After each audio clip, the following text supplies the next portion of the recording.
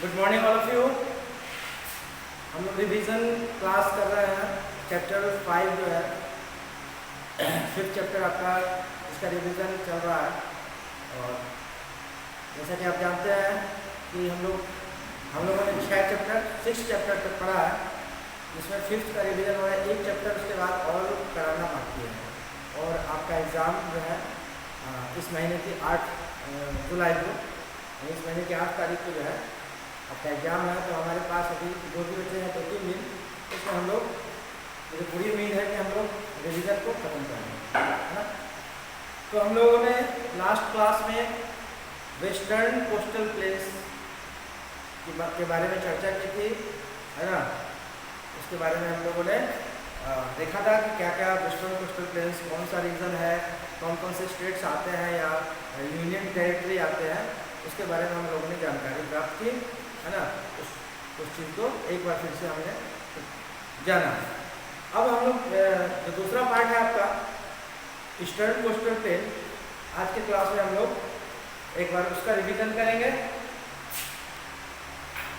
Eastern coastal plane को 2 part में divide किया गया है, द नॉर्दर्न सर्कल्स और द कोरोमंडल कोस्ट, ठीक है। इसका जो क्षेत्र है ईस्टर्न कोस्टल प्लेन का, कन्याकुमारी से लेकर the eastern coastal line move northward along the border of Tamil Nadu, Andhra Pradesh, Orissa and West Bengal. Kanyakumari से लेकर कहाँ तक? तमिलनाडु, आंध्र प्रदेश, उड़ीसा और West Bengal. The part of the coast line moves along the bay of Bengal. The eastern coastal plain lie between eastern Ghat and bay. Eastern coastal plain eastern Ghat और bay of Bengal के बीच जो है का रीजन जो है, क्षेत्र जो है, ईस्टर्न कोस्टल प्लेन कहलाता है। It is much wider than the western coastal. यह जो है वेस्टर्न कोस्टल प्लेन से अधिक चौड़ा प्लेन है, ठीक है। इसके 2 पार्ट, जिसकी बात की मैंने, द नॉर्दर्न सर्कल्स और द कोरोमंडल कोस्ट। और हम लोग इसकी चर्चा करेंगे। पहला आपका जो है northern circles, the northern part of eastern coastal plain, eastern coastal plane between the Mahanadi and the Krishna river. Mahanadi और कृष्णा रिवर के बीच ईस्टर्न कोस्टल प्लेन का हिस्सा को हम लोग नॉर्दर्न सर्कल्स कहते हैं, ठीक है। The region between Mahanadi and Krishna river in the eastern coastal plain is known as northern circles, ठीक है। दूसरा आपका आता है Coromandel coast, southern part of the eastern coastal plain between Krishna and Kaveri. Between Krishna and Kaveri is known as Coromandel Coast. Northern circle जो आपका है महानदी और कृष्णा रिवर के बीच का रीजन है, कोस्टल प्लेन है। और कोरोमंडल कोस्ट जो है कृष्णा और कावेरी के बीच का रीजन है, कोस्टल रीजन, कोस्टल प्लेन, है ना। Most of the reverse of this area form big deltas. Eastern coastal plane में क्या होता है, कोरोमंडल कोस्ट में बहुत सारी नदियां जो है डेल्टा का निर्माण करती है। This delta make the area very fertile. You know, delta जहाँ पे उपस्थित होता है वह एरिया फर्टाइल होता है। और यही रीज़न है यहाँ का जो एरिया है वो मोस्ट फर्टाइल एरिया है, ठीक है। Hence it is called the rice bowl of India. इसी वजह से most due to the fertility soil is most fertile, so the region is known as rice bowl of India. Eastern coastal plain, the Coromandel coast is known as the rice bowl of India, ठीक है।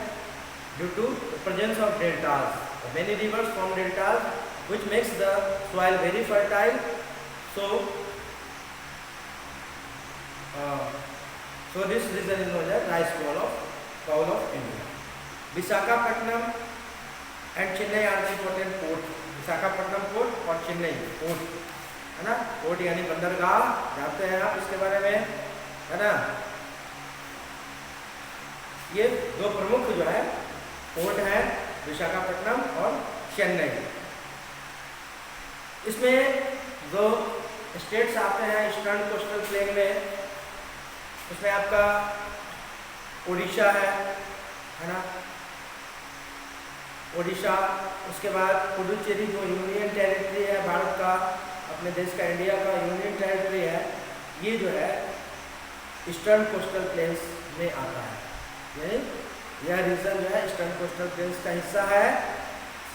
ठीक है, तो the state which lie along the coast of the bay of Bengal are west Bengal, Tamil Nadu, Andhra Pradesh, Puducherry, Odisha, Andaman Nicobar island. ठीक है, जिसमें से हम लोगों ने पिछले चैप्टर में पीछे जो है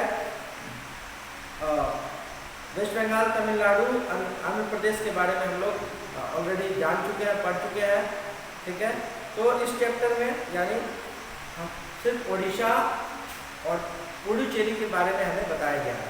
बाकी जो है स्टेट्स जो आते हैं ईस्टर्न कोस्टल प्लेन में, जिसमें से कई स्टेट्स का अध्ययन हम कर चुके हैं।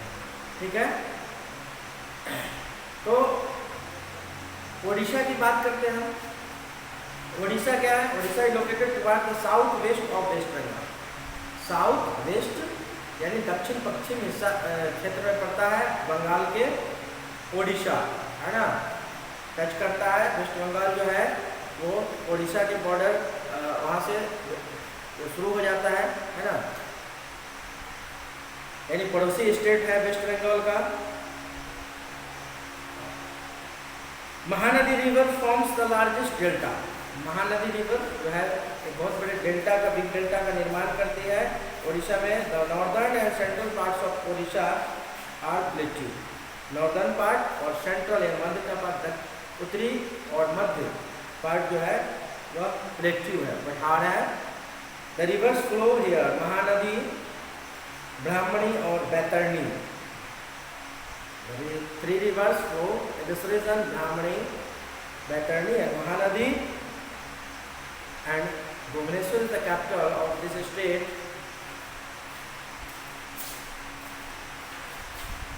ओडिशा के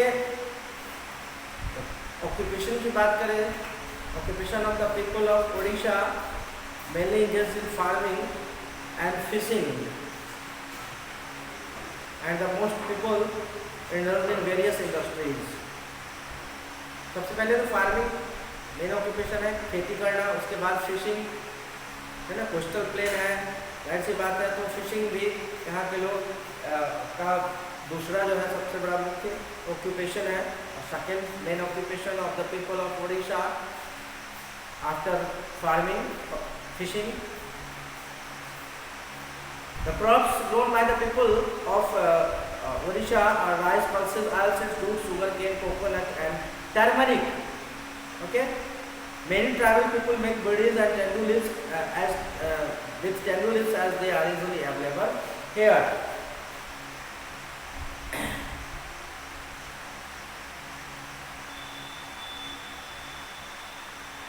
कई जनजाति के लोग जो है यहाँ पे टेंडू लीफ से बीड़ी बनाने का काम करते हैं, जो इजली यहाँ पे अवेलेबल है। ठीक है, Cuttack is the main business and industrial city of Odisha. Cuttack जो है ओडिशा का मुख्य बिजनेस सिटी क्या है या इंडस्ट्रियल सिटी आप कह सकते हैं, वह है कटक। ठीक है, ओडिशा का मेन लैंग्वेज जो है वह है Oriya. Oriya is the main language of the people of Odisha. Odissi is the dance form of Odisha which is based on नाट्य शास्त्र। डांस फॉर्म क्या है? ओडिसी, है ना।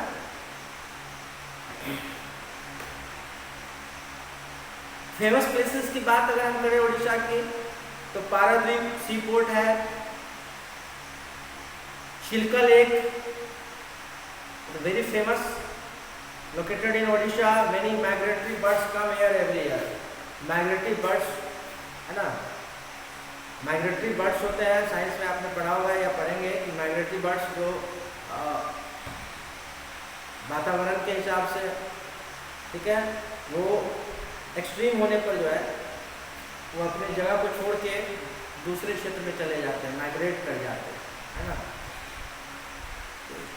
तो उसको माइग्रेटरी बर्ड कहते हैं। ठीक है, तो इस जगह पे बहुत सारे माइग्रेटरी बर्ड्स हर साल आते हैं। The temple of Puri and Konark are known for their. Puri, Jagannath Puri जिसको कहते हैं, पुरी टेम्पल और कोणार्क सन टेम्पल जो है Konark are known for their carving and great sculpture. ये दो फेमस टेम्पल हैं उड़ीसा में पुरी और कोणार्क, ठीक है। सन टेम्पल है कोणार्क, पुरी जगन्नाथपुरी के नाम से फेमस है। यह जो है बहुत ही भव्य जो है मंदिर है, और इसकी स्पेशलिटी क्या है कि इसकी कार्विंग और स्कल्पचर जो है इसके लिए फेमस है। हजारों लाखों लोग हर साल यहाँ पर दर्शन करने के लिए आते हैं। भगवान जगन्नाथ और सूर्य देवता के दर्शन करने लोग हर साल यहाँ पे तीर्थयात्री आते हैं, है ना। देश और विदेश से हर साल लाखों लोग यहाँ पर आते हैं, ठीक है। Lingaraja temple, Mukeshwar temple and a number of Buddhist rock cut caves are also famous for their great architecture, ठीक है। इनके पुरी और कोणार्क टेम्पल के अलावा लिंगराज टेम्पल और मुकेश्वर टेम्पल जो है वो भी फेमस है, और कुछ बुद्धिस्ट केव्स हैं, बौद्ध धर्म के लोगों का जो केव्स है, गुफाएं हैं, वो भी फेमस है अपने ग्रेट आर्किटेक्चर के लिए।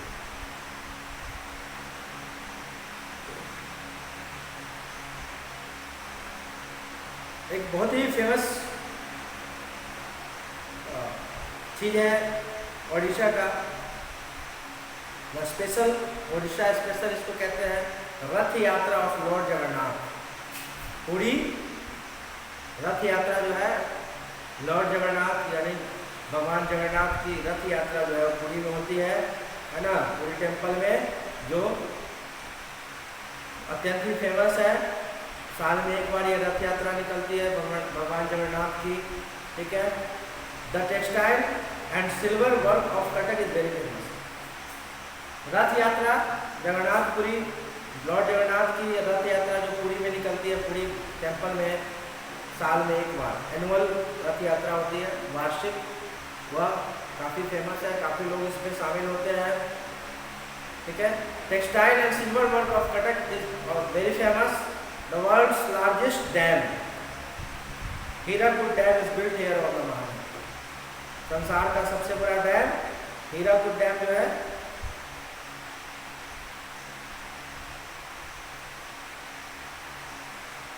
हीराकुड डैम जो है वो इसी स्टेट में अवस्थित है। World's largest dam the Hirakud dam is built here on the Mahanadi.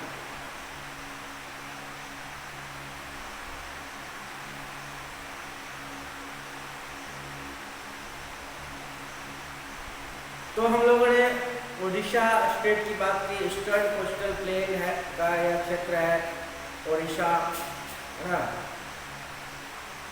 उसकी मुख्य जो है इस स्टेट के बारे में जो हमने अभी चर्चा की बात की, है ना। हमने जाना कि यहाँ पे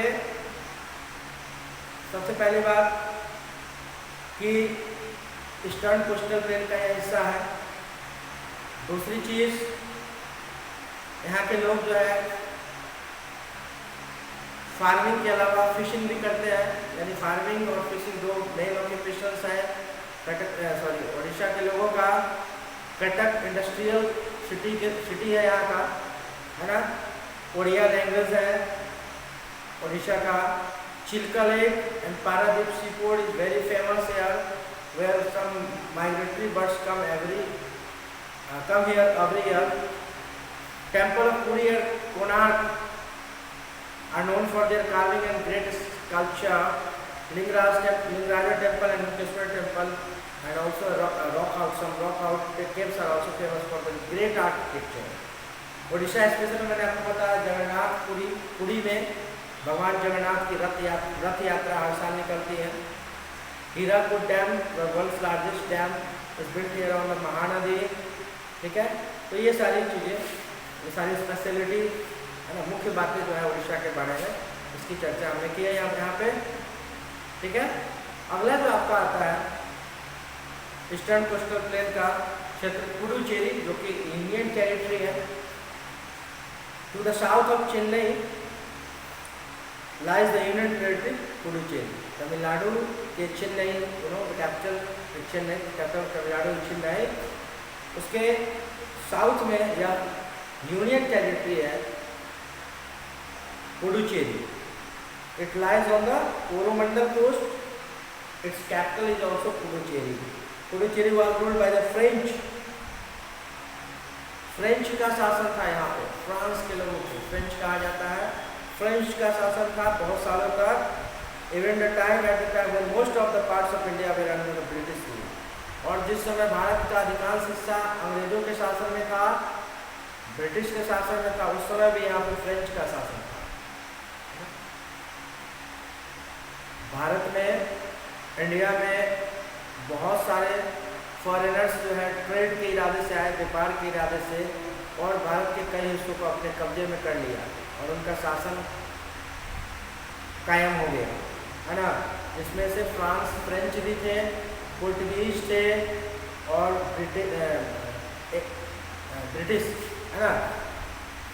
ब्रिटेन के लोग थे, ब्रिटिश थे, फ्रेंच, पुर्तगीज, ये सब जो है आए थे बिजनेस के इरादे से और अपने कई सारे क्षेत्र, भारत इंडिया के कई सारे क्षेत्र को अपने कब्जे में कर लिया और अपना शासन वहाँ पे जमा लिया, ठीक है।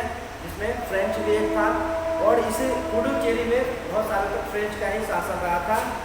इवन उस टाइम भी जिस टाइम भारत का अधिकांश हिस्सा अंग्रेजों के शासन में था, यानी भारत के अधिकांश हिस्सों पर अंग्रेज का शासन था, उस समय भी पुडुचेरी पे अंग्रेज का शासन ना होकर फ्रेंच का शासन था, राइट। ऑक्यूपेशन की बात करें अगर पुडुचेरी की, तो farming is the main occupation. They grow rice, sugar cane, oil seeds, coconut.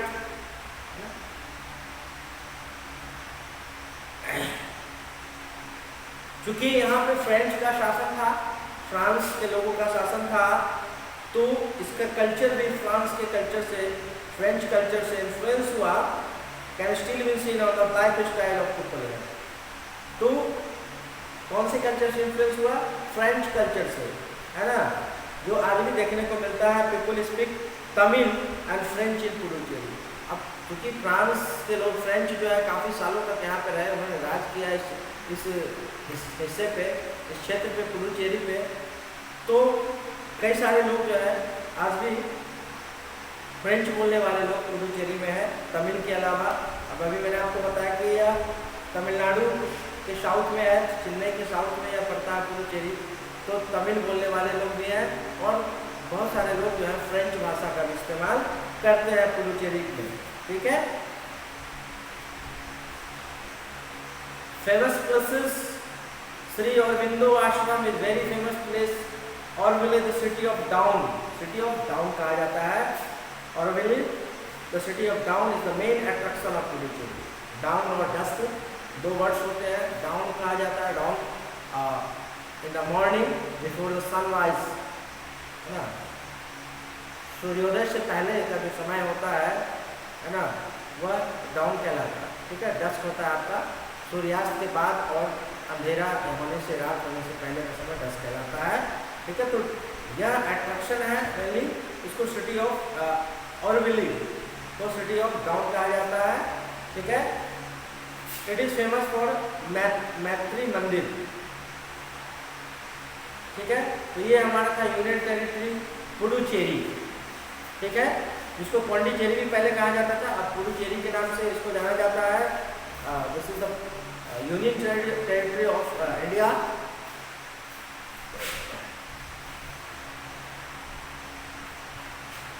अगला जो हमारा है द आइलैंड, है ना।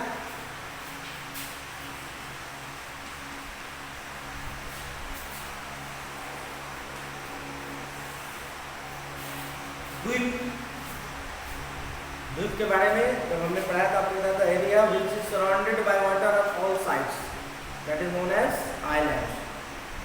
And island is a piece of land surrounded by water on all sides. सभी भाग, सभी तरफ से पानी से घिरा हुआ भूभाग जो है वो आइलैंड या द्वीप कहलाता है, टापू भी इसको कहते हैं। India has large number of islands, there are two main groups. बहुत सारे आइलैंड्स हैं जिसमें दो मेन ग्रुप है आइलैंड के। कौन कौन सा? Lakshadweep island and Andaman and Nicobar island, okay. The Andaman and Nicobar islands and the Lakshadweep island are two main groups India. These islands are quite far from India's coastal region. Quite far from India's coastal region. यानी भारत के जो coastal region है, तटीय क्षेत्र है, उससे जो है दूरस्थ क्षेत्र है या आइलैंड्स। दो आइलैंड्स है, लक्षद्वीप आइलैंड और अंडमान एंड निकोबार आइलैंड्स। ठीक है। Of the Malabar coast in the Arabian Sea, the Lakshadweep group of islands, it consists of 36 islands. 36 island का यह ग्रुप है लक्षद्वीप आइलैंड्स, जिसमें से 10 ही आइलैंड ग्रुप है जिसमें लोग निवास करते हैं, लोग रहते हैं। These islands are made of coral reefs. Kavaratti is the capital of this island, Lakshadweep Island, Kavaratti. Okay. They are not very far from the coastal city Kochi, banana, papaya, guava, drumstick, wild almond, coconut and jackfruit grow here in abundance. ये जो है इस reason में papaya, बनाना, coconut, wild almond आदि जो है प्रचुर मात्रा में उपजाए जाते हैं, इसकी प्रचुर खेती की जाती है ना।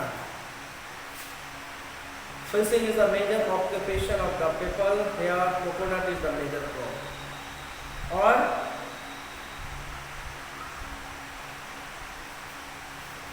फिशिंग जो है सबसे बड़ा ऑक्यूपेशन है यहाँ का। ठीक है। Due to the presence of water bodies all around, fishing is the main occupation. Malayalam is the language spoken here. Malayalam, you know, the language of the people of Kerala, and Malayalam is also spoken in Lakshadweep Islands. Thousands of tourists come here every year to enjoy the scenic beauty of the islands.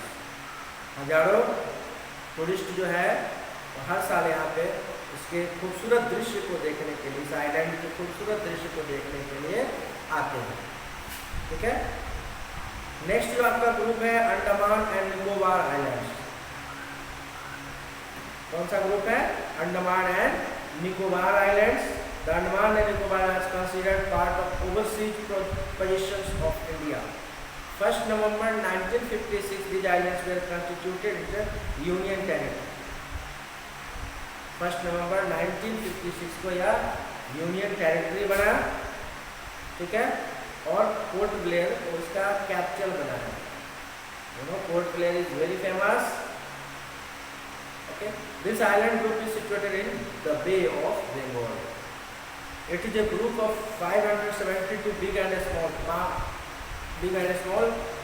islands. 572 बड़े और छोटे islands का समूह है,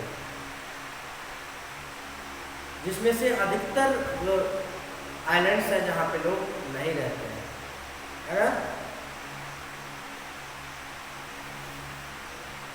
Because they are thickly forested.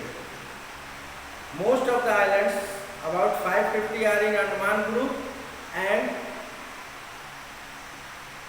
20 group out of 550 are in the Andaman group and 22 in Nicobar group. Okay, 550 island groups हैं, जिसमें से सिर्फ 26 are permanently inhabited. जिसमें से सिर्फ 26 ऐसे ग्रुप है जहाँ पे परमानेंटली लोग निवास करते हैं, लोग रहते हैं। ठीक है। और जो आपका निकोबार आइलैंड है जिसमें 22 मेन आइलैंड्स हैं, जिसमें से 10 ऐसे ग्रुप्स हैं आइलैंड्स के जहाँ पे लोग रहते हैं। ठीक है। These islands are, Nicobar islands की बात कर रहा हूँ मैं। These islands are of volcanic origin. Barren Island is located here. It is the only active volcano found in India. Only active volcano, सक्रिय ज्वालामुखी जिसे कहते हैं, जो जहाँ से ज्वालामुखी एक्टिव रहता है ना। This is the only known active volcano found in India. ठीक है। Andaman and Nicobar island. ठीक है। This is the group of situated group of Nicobar Islands. Occupation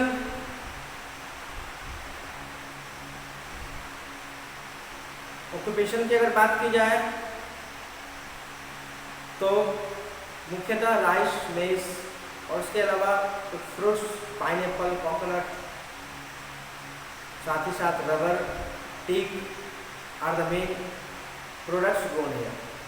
rice, maize, pineapple, coconut, rubber और टीक जो है ना,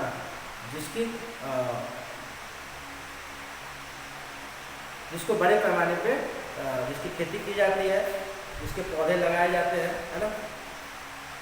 fishing is another major occupation and a good source of income. Since large scale development of industry is not possible.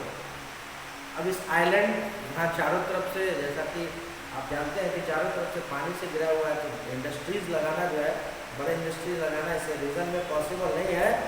Fisheries, tourism and ship repairing are the small industries which provide job for the local.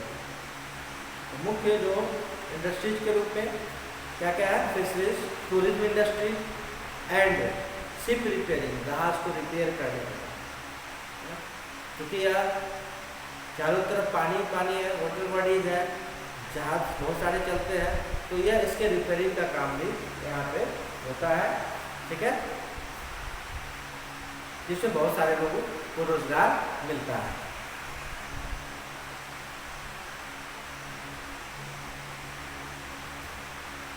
Friends, कुछ और चीज़ें जो है Andaman Nicobar islands के बारे में हमें revision करना है, जिसको हम लोग नेक्स्ट क्लास में कर पाएंगे। समय के अभाव के कारण आज हम नहीं कर पाएंगे, नेक्स्ट क्लास में करेंगे। और आई होप कि अभी जो है हमारे पास टाइम बचा है, उसमें एक चैप्टर आपका और रह गया है, तो उसको ज़रूर मैं समाप्त कर दूँगा। और आप जैसे कि जानते हैं आपका एग्ज़ाम जो है 8 जुलाई को है, तो उस हिसाब से अपनी तैयारी रखिए और अच्छे से पढ़िए, ठीक है। Thank you.